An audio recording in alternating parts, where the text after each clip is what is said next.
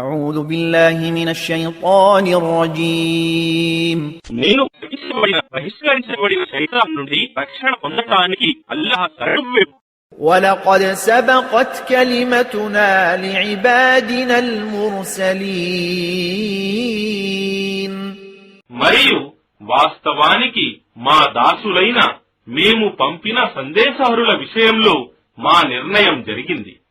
إنهم لهم المنصورون నిశ్చయంగా వారు సహాయం విజయం పొందుతారని.